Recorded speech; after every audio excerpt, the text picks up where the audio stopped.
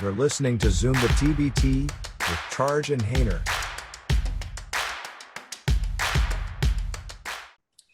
Hey guys, it's Charge and Hayner present ZoomTheTBT, and today we have the honor of having last year's finalists trying to win one more game. The gents from Sideline Cancer, GM Billy Clapper and star guard Marcus Keene. Gentlemen, good afternoon. Good afternoon. Thanks for having us. So yeah, it's great to have you guys, especially off that big run. So, I mean, obviously, going so deep in the tournament as a 22 seed of a 24-team dance must have been a big thrill. What is it going to be like, Marcus, this year, not being the hunter, but being the hunted, being someone people are going to be using as a target? This would be, since I've been at Sideline, this would be a different position that we'd be in. The first 2 years I played, we'd always been underdogs and found a way to work our way to the top. So now we got to go in there. Now this year, knowing we're going to have a little bit of respect to just have the same attitude like we are underdogs and go out there and handle our business and move on. You know, don't play around with teams. Don't go around thinking we're better than what we are, because it's only one game and anybody can be beat at any given night. So just stay serious, stay locked in. And with our healthy team and, the chemistry we got, I think we could do big things. That's a really good answer. It is only one game. Billy, is that something, a mindset that happens with professionals who play in Europe, the whole one game with the cup format? Like, is that something that you really have to drill down, as every game is an elimination game and that gives you some extra drive to get going? I think always us being in the position of being an underdog, we've always looked at it as like, hey, we've got to win this game. We've never been the higher seed ever in a TBT game. So that may happen for the first time this year. So, and the type of guys that we have also was a part of our team. I think they're guys who have the right mindset to be able to play that one game that they need to win. That makes sense. I mean, one and done is always a difficult thing, and seeds don't matter. And being the hunted will be a little bit different this year. You mentioned the seeding. That's a good segue. We've been doing a few bracketologies and looking at the relative strengths.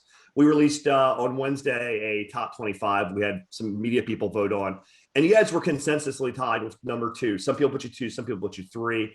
Anything lower than a 2 seed would probably, a 1 or a 2 seed would probably be an upset. So how do you guys deal with expectations? Like, will it add some burden to the way you play? I guess it's more of a question for Marcus. I assume not, but probably not the way we play. Like I said, we got to go out there and play like if we was, the 22 seed out of 24 teams or whatever. Now we just got, we earned our respect. It wasn't given. Some of these teams that go into TBT, they're given higher seeds because of, names or players that they added to their roster. But we actually have proven, at least these last 2 years with me, that, we can beat teams and we could play with anybody. And then now, our team is coming back with the same guys and, maybe possibly getting some new guys. I think that gives us the respect that we already worked hard for. And now that we do earn, a higher seed, and we just got to go out there and play like it. Absolutely. So we're talking about where this run could happen next round, because you guys did win, I guess, all the way to the final last year.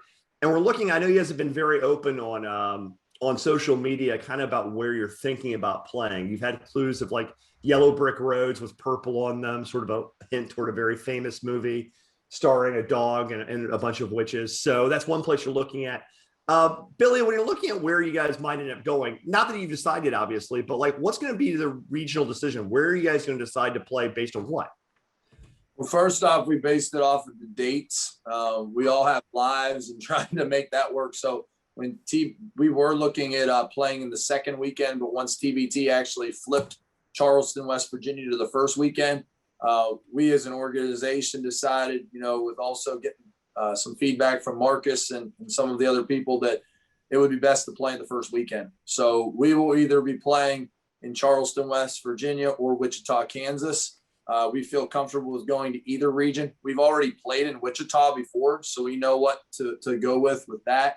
I'm very familiar with Charleston, West Virginia, as well as my college team back in the day. We used to play our conference tournament there. So, I feel very confident about that location too, with just the familiarity and things that our guys will get a good vibe for there, So we're just going to let this play out a little bit, see what other teams sort of go where they want to go. And then the teams that, once they pick their region, we can pick ours, but we don't have to decide anytime soon. you know. That's the advantage of being a higher seed, almost an assumed 1 or 2 seed, is you're going to be able to have the advantage of not having to bend to needing to get in. You're going to be in. I mean, they're not going to obviously say you have a bid, but you have a bid. So the question is where you guys want to go. If you're weighing the regions, though, you got to assume like House of Pain's probably obviously going to Peoria, which means the Eagles are probably going to end up in Wichita. And you have the 2 West Virginia teams in West Virginia, with Red Scare and Columbus going to obviously, or Red Scare and the Ohio State alum going to Columbus. So it kind of leaves like basically a number 1 or 2 seed line in 3 of the region or 2 of the regions. So where would be the easiest one to pick a fight of those? Like, is going through Golden Eagles, would that be something satisfying to see them on the other side of the bracket, knowing you could meet them in Dayton if you went to Wichita? Marcus? No, I mean, look, I mean, like I told Billy, I said, we can try to go the best route that we think will get us to the Elite Eight, but at the end of the day, you still got to beat everybody, like, or you got to beat who's put in front of you. I mean, so you can run, but you can only run for so long. So you know what I mean. You know, the best thing to do is try to get to the Elite Eight. You know what I mean? Because this is a single game elimination, and then once you get there, whoever you're faced up with, you know, if we got to play Golden Eagles and Elite Eight, I mean, hey, 3rd time's a charm, right? You know what I mean? You know, hopefully we'll knock them off and get to the final. So, you know, that's just how it is. You know, it's the luck of the draw, how the cards play. But at the end of the day, you got to win, 5 or 6 games, regardless of who it is. So, you know. Yeah, got to win 6. Yeah. It is interesting, though, too, because, I mean, talking about that, like, Marcus, you guys have always been a lower seed. You guys have gotten some big ones, especially last year. So you've always had that sort of punching above your weight, so to speak, which again speaks to your career as being someone who is a leading scorer from a small school, somebody who's always punched above his career. But now with the shoe on the other foot, what lessons would the 2020 Sideline Cancer, like the 2021 version, to remember about not sort of looking too far ahead or not thinking they deserve it? Like, what's the lesson to learn being the favorite? What do you want to keep? Just never get too high, you know, and never get too low, especially during the game, because, you know, basketball is about a game of runs. And I think what we did very well last year is we stayed composed when teams went on runs on us. So, you know, now, going in this year with being a higher seed and, you know, maybe getting up on teams early, you know what I mean? Teams might be, you know, maybe scared of us or, you know, out to get us, but we own them, but we still got to stay, you know, composed, stay level-headed, and just not get too high. If we do win the first game, you know, win the second game, you know, don't be going back, you know, talking trash, thinking we, you know, bigger than what we is, because, you know, we wasn't like that last year. We won, and we was like, oh, man, okay, let's go get another. We won that one. We was like, okay, man, let's stay focused. Now we're here. Like, now we really believe, you know what I mean? And so just staying like that throughout the whole tournament, I think was the best thing for us, and we got to continue to be like that. Definitely. Got to stay hungry to get fed, right? That's how that works. Yeah, so, Billy, looking at recruiting, one thing that we talked about on the show a lot is the role of the alumni teams and the elite non-alumni teams, which would include you guys, include overseas elite teams like that, which makes recruiting both a double-edged sword for teams like yours, in the sense you don't have the alumni base to draw from, but you also aren't beholden that. So you can basically pick a group of players that play well off each other, believe in your cause, which we'll obviously get to before we're not going to get out of here without talking about Sideline Cancer. We're not going to do that. But can we talk a little bit about the returning roster and what they're bringing, starting, I guess, with that triple-headed backcourt of Abel, Creek, and, of course, Mr. Keene. What does that give you as a tool chest to unlock to make the deep run again? I think the number one thing that I look at is the fact that they've all played together for multiple years. I think that's so important that Marcus and Remy and Mo, they all know what to expect. They've played enough games together. Heck, they've played 8 games together over the last 2 summers. So they know how each other is going to play. We also get the addition of Ray Cowles back. Ray didn't get to play last year, but he played with us in Kansas in 2019. So that's a big help to have Ray. And, you know, he's played in as high as France Pro A, but also he's playing in Poland this year. So, you know, he's a very good player, played at Santa Clara. Jamel Artis will return as well. Jamel gives us a lot of flexibility. And I really look back as a general manager role and say that he helped us so much defensively because he really could guard almost any position on the floor at almost 6'7" and 220. His versatility just helped us so much. So I really like those 5 guys. And in terms of the 1 through 3, and even at times artists may play the 4, just because of the way we can go small with our ability. But the one key is that every guy that we will have who is perimeter based this year, if you really looked at, the 2 other guys we'll ultimately bring in, plus Marcus, Remy, Mo, and Ray, is that they're all really good shooters. And that has been one of the biggest things we've tried to infuse our roster with, is guys who can make shots. Because Marcus brought up earlier, hey, we got down, but we just stayed together and stayed. But when you got guys that can make shots and you got guys that are willing to play defense, you're always going to have a chance to win these games. And we've done that, I want to go. I mean, this is all true. And that's all great lessons. I mean, shooting kills. Obviously, shooting is what wins basketball games, especially in the modern basketball, sort of the space and pace sort of way we all play now. But one guy left was unmentioned, and Eric Thompson's coming back, I believe. And Marcus, one thing I always liked about you guys' team last year is, like, with all the star guards and all the great scorers you had, having a guy in the middle who, I mean, basically asks for nothing and gives everything. Like, you guys don't run plays for him. You guys don't put him in the post. You don't give him a ton of touches. He gets his off the glass. And I've never seen a player, especially in a tournament like this, basically act as a support player, dig into that role, and make himself a star out of being a role player. Can you talk about what having a selfless player like Thompson in the middle unlocks for these great guards and wings? I mean, he's a definition of putting team first, doing whatever it takes. Like you said, he don't complain about a shot. There's been times where we done rewatch the game, and he's open, and he still don't even say nothing. You know what I'm saying? Because he just knows that he wants to do his job. He wants to do whatever it takes for us to win the whole thing. And so that's, Eric, like you talk about all the good guards, but I'm telling you, he makes it go, especially last year. He, with Diamond Stone going down at that time, and with him as being the only big man, I mean, he really held it down. And we fed off his energy, if we would miss on a rotation, he go block that shot. That gave us more energy. Like, man, we just know that Eric is back there regardless of what we do up top. He got our back end. That just made us want to play even harder because, him out there by himself. And what people don't realize, he's undersized, you know what I mean? So he was battling big dudes, 7-footers, 6'10", and by himself, you know what I mean? We helped out as much as we can, but he did a lot of things. So, man, ET is, he's big for us. And, to win games, you need a big man inside to be able to control the paint, to be able to get those second possessions, those, set the hard screens for the guards to get us open. All those things that, you don't see on the stat sheet. That's what Eric Thompson does. Yeah, it really unlocked him doing all that dirty work. Really unlocked the guards a chance to just completely shine in that tournament last year. I thought he would really help you guys out a lot. Actually, as a guy who's always enjoyed watching role players work, I loved him making a star out of a supporting role. So, Billy, you've got some just incredible returning talent, but TBT, we called it the transfer portal on last show. As a joke, we even mentioned, like, maybe, hey, Remy might go to Xavier. I mean, that got shot down fast, obviously. That was more of a mentioning he went to Xavier. But you got a few roster spots to fill, Billy. Now, we're not going to talk names because obviously it's in flux. We don't want to out you. I know you guys might have an announcement coming up in May, which I'm excited to hear about. But, like, what are you looking for as far as the roles to fill with those last roster spots? Yeah, we have 7 guys who have played for Sideline Cancer in the past. The other guy that we didn't mention there is Devontae Upson, who's actually playing in top-level Italy. So having Devontae and Eric, who played together in Kansas in 2019, that is really special. They know each other. Devontae played with Ray and Remy in Finland a few years back. Like, there's just a good vibe. All those guys know each other, and he's played with Marcus. And we really, are looking at bringing in 3 other spots. One, we want to add a forward who is super versatile, that he's, able to play inside, play outside, that he can help us defensively with being a shot blocking presence, but also offensively that he can stretch the floor.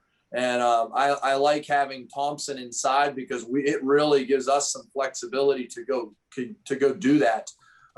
We also want to add another wing. I love the defensive flexibility that Jamel Artis brings us. So adding another guy who's 6'6", 210, a 3-and-D per se, that's going to be big. And then lastly, we know Marcus is an elite guard, and he's done so well and really embrace this as his team. But we also want to have another guy that can sort of give him a quick blow, but also can play with him. Because I look at some of these guys, I look at like this, and Marcus may agree with this or disagree with this, but I look at as Damian Lillard and CJ McCollum.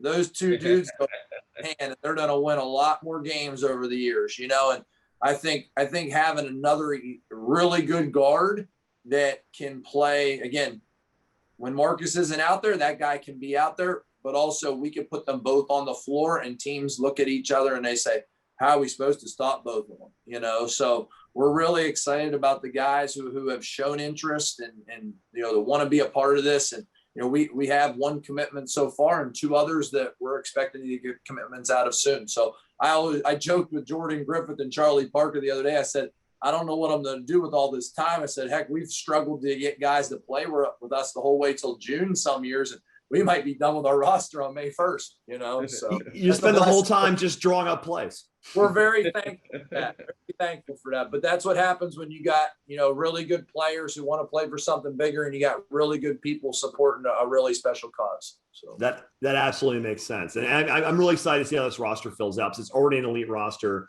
And something else that comes up with TBT is how the rosters, how fast they can come together. You have teams still trying to form, some teams with 3 commits. And then when a team goes, boom, here's 7. I have a straight flush. We're ready to go. I'm adding around the fringes, but I already have a roster. That's always a big statement of intent. So, Marcus, you have a really fascinating career.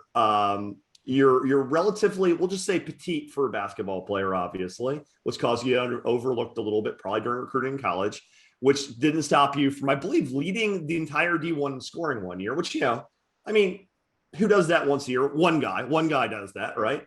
Found yourself the Memphis hustle, the Memphis connection. Then you've been overseas since then. First of all, congratulations on a wonderful season winning a championship in your domestic league over in Estonia. What's that like to hoist a trophy up, first of all? Like, how amazing was that? Man, that's amazing. I haven't hosted up a trophy since my AAU trophies. I wasn't able to get a championship in high school, and neither was I in college. And throughout my first 3 years professional, I still wasn't able to hold up a trophy. So this year we won the Estonia Cup earlier in the year. Then we just won the Estonia Latvia title, which is the top 3 teams from Estonia, top 3 teams from Latvia. And then I also get to have one more championship, which is just the Estonian championship that starts at the beginning of May. So just being able to win and just hold it up, and just being able to call yourself as a winner is all that matters. I think that's the last thing that I need to add to my resume to get building my resume moving forward, is just, being a winner. Like, I always get the points, the numbers, everything else, but now it's just about winning games. And that's what's so big about the TBT. It was like, my mindset going in there is just do whatever it takes to win, you know what I mean? And just to be able to hold that trophy and get that trophy in the TBT and call yourself a winner. I mean, that goes a long way too. You know what I mean? There's only one of those. There's only one of those every year. So I wouldn't know what it's like to call yourself a winner, Marcus. That's not something I can do very often. So what is one thing that people, just very briefly, because a lot of the fans of TBT don't quite understand European basketball. What is one thing you have to understand playing in Europe that's different than playing in the States? It's very team oriented. It's not too much really one-on-one how it is in the States. NBA, obviously, just even in college, like, you're allowed to play more one-on-one. Out here, you're making offenses, with 10 seconds or under. So you want everybody touches the ball, and then, normally comes back in the point guard's hands, or it feeds or starts down low. They want most of your coaches that I've been with, they want everything to go inside out. You know what I mean? And so I just think that's the different thing about European and the States. It's very more team oriented and inside out at first, or moving it around, let everybody touch it, and then the point guard make the play at the end. So yeah, that's incredible too. And I think it's interesting watching the subtle differences in European basketball versus sort of how it's played in the States, because the TBT actually allows for that sort of, where the two ends meet, because it allows the American creativity of sort of some of the structure of the European basketball, really blends in a really nice little mixture. Marcus, I want to talk to you briefly though, just because we'd like to give people a chance to plug their projects. Palmer and Pope. Can you tell us what palmerandpope.com is about? So PalmerandPope.com is it's a children's clothing brand. It's our clothing line that me and my girl have started up to basically it's clothes for children up to 6 years, 6T. So we got from all the way from newborn to 6 years, 6-year-old clothes. And we just want to, you know, our mindset with that was just making affordable clothes and getting affordable clothes and selling to people that you know, that in our tax bracket and that it could afford it, because you know, we had this vision that, you know, a lot of people sell a lot of the kids' clothes. They don't take their time. They just put stuff together and they just put it out because parents are just gonna grab whatever they want for kids, you know, just, you know, because kids go through stuff so fast. So we wanted to make stuff that like it looks nice and have stuff that's nice so kids can have, because you know, kids are being made daily now. You know, there's newborns being made every day, and so. I like the euphemism being made. It's a family program, Marcus. I like how you said that, being made. Yeah. So, I mean, just like, you know, born, you know, kids is, you know, are coming, you know, every day. And so just want to have that line for them just to be able to, you know, grab some nice things for their children and be able to wear and rock. And so, you know, my girl, this was her vision and she started it, and then we put it together, and now, you know, good things are going, and we just want to keep expanding it. So real quick before we get back to Billy talk about the cause, let's just say again, PalmerandPope.com. Go check it out. PalmerandPope.com. Yes, got it. If people are working hard to play ball and to entertain us, you got to help them help their projects too. So Billy, talking about projects, what's interesting about Sideline, I guess we can sort of talk about this and then let you guys go. But what's great about Sideline is the fact that you guys play for something bigger than yourselves. Alumni teams are great. I mean, I'm a fan of a college. Most people enjoy alumni teams, but the elite non-alumni teams really bring a unique flavor and taste and concept to the tournament. And I think Sideline Cancer is definitely one of those elite teams that brings something different. Can you talk briefly about the formation, really what you guys are still trying to do with this, like what you guys are trying to do with this money you're going to win? I mean, I think it's amazing how the TBT has given us a vehicle of opportunity to raise awareness for a foundation that, you know, really sort of gave us the chance to use basketball as a tool for it back in 2014. You know, I think it's well documented for people who would be following this. You know, Kathy Griffith's husband, Greg, who is a former college basketball player, loved the game, you know, still played in all the local leagues and stuff in Hollidaysburg, Pennsylvania.